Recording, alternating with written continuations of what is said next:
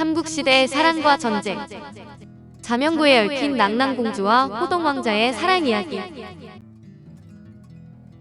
자명고는 과거 최씨 낙랑국에 있었다고 전해지는 북인데 이름 그대로 스스로 울려서 적의 침입을 알리는 북이며 덜 유명하지만 자명각이라는 뿔피리도 낙랑에 같이 있었다는 전설도 있습니다.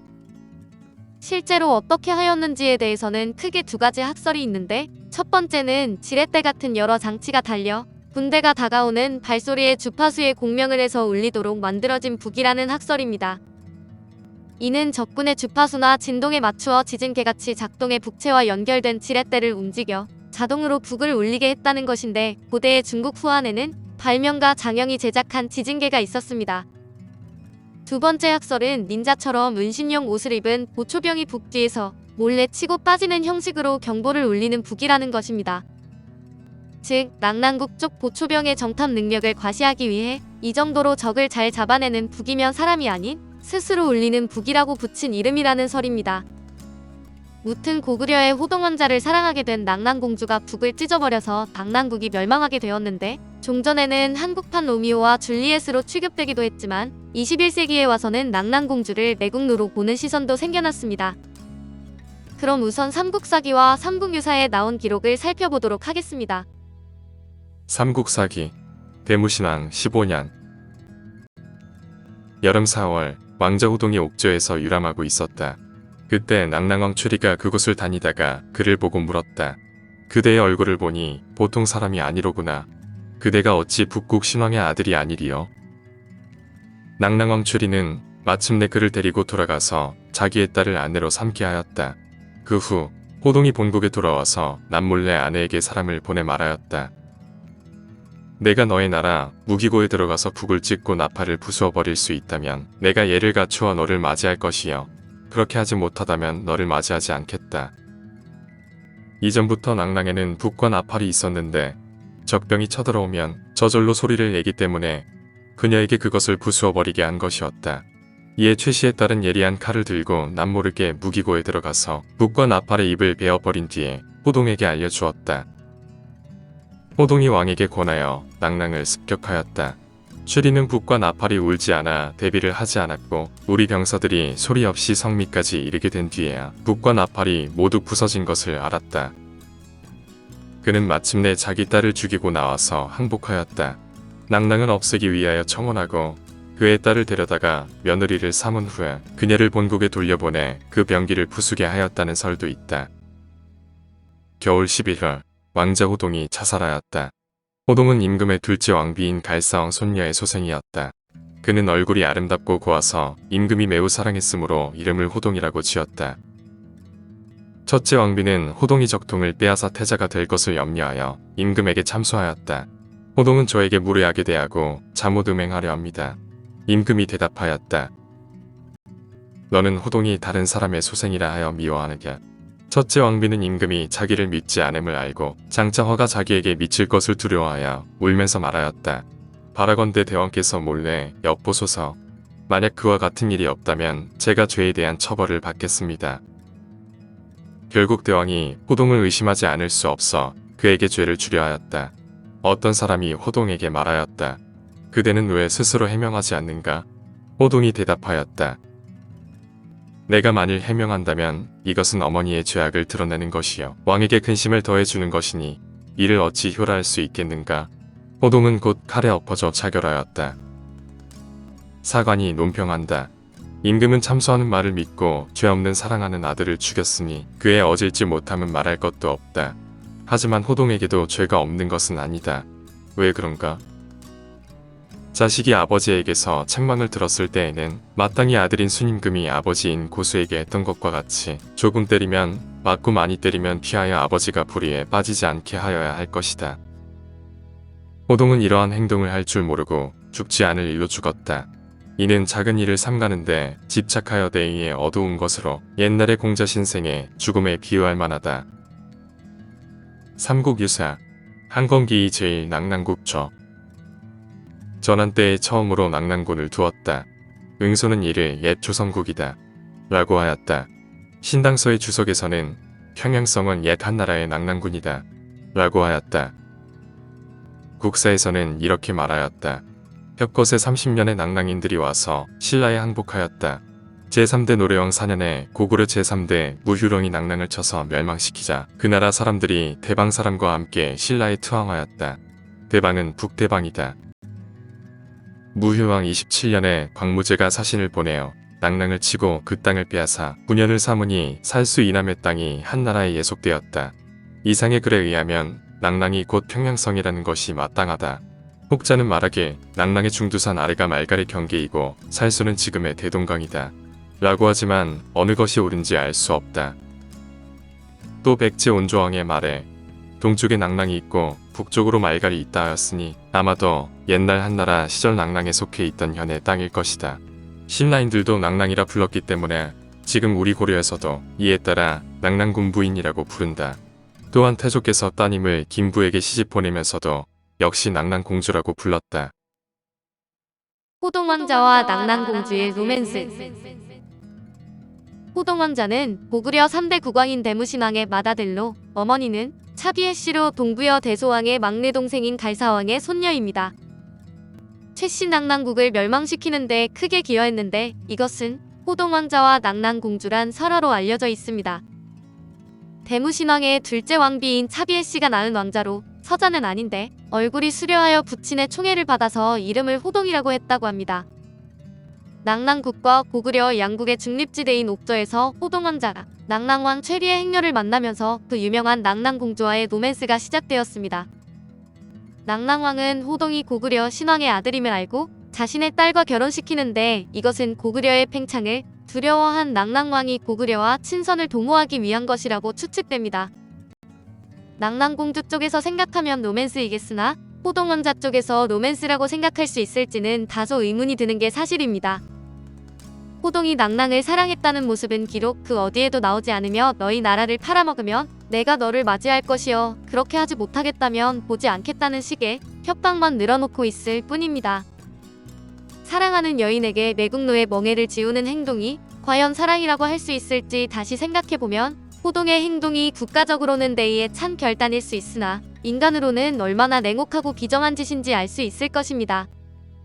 낭랑공주는 결국 자신의 아버지인 최리에게 죽임을 당했으며 이미 자명고가 박살난 낭랑은 고구려의 군대를 막지 못해 결국 고구려 대무신왕 15년인 32년에 멸망당했습니다. 사랑을 위해 목숨을 내던진 순정녀이지만 현대에서 동화 등으로 익히 알려진 호동왕자 낭랑공주 사이의 로맨스는 사실 후대의 창작에 가깝다고 합니다. 이처럼 공주가 이웃나라 사람에게 반의 아버지를 배신하고 나라를 판다는 이야기는 동서양을 불문하고 등장하는데 이 경우 대부분 공주의 사랑은 안 이루어지게 되어 있습니다.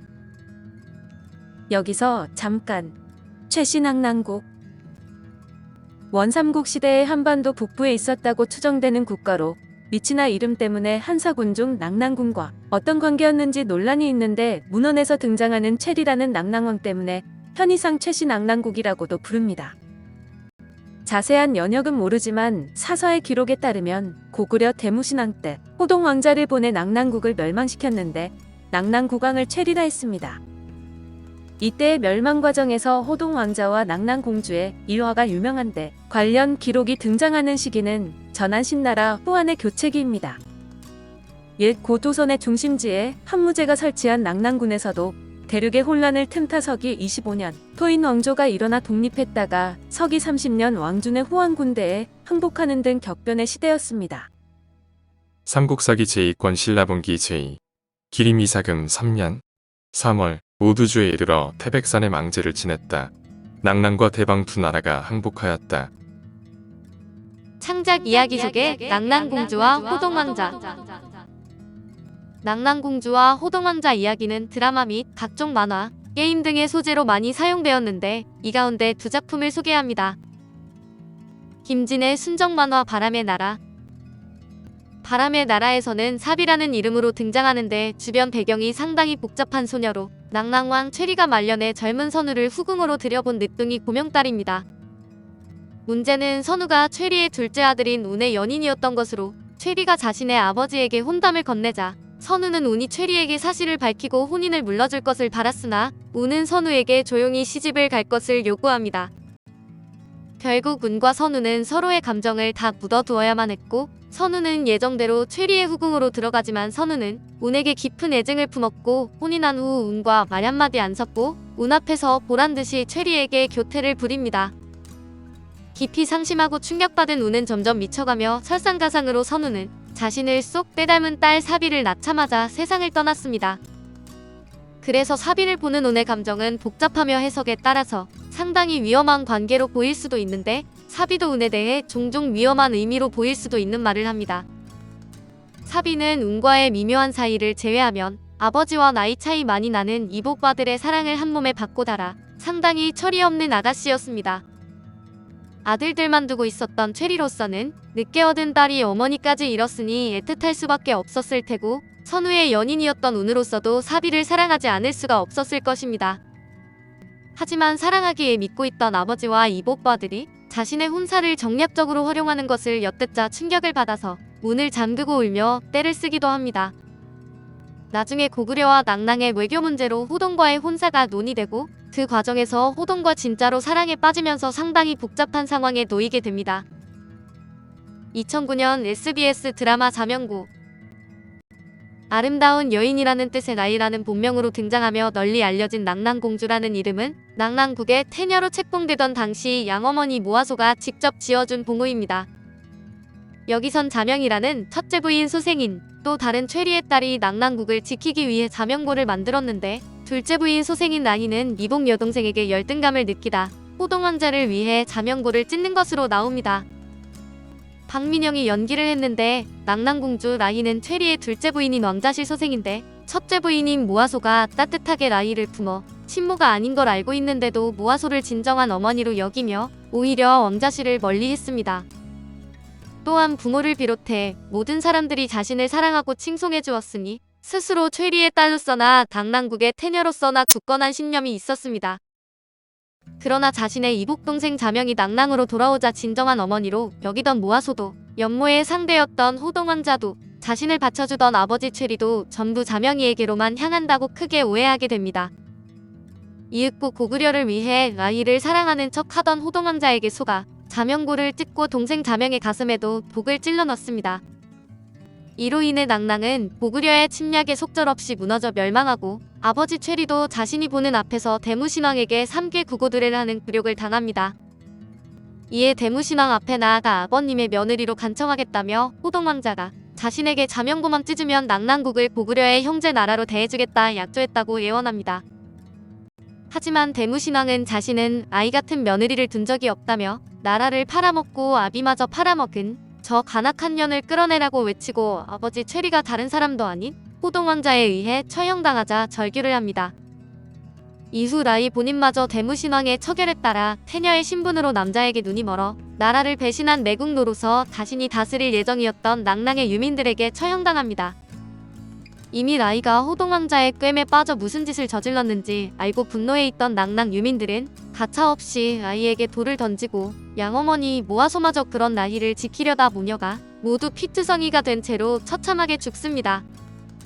사랑하던 남자에게 이용만 당하다 끝내 버림받는 비참한 결말을 맞이했지만 대무신왕과 낙랑 유민들의 말처럼 일국의 태녀가 적국 왕자에게 눈이 멀어 조국의 멸망에 제대로 일조했으니 자업자득이었습니다.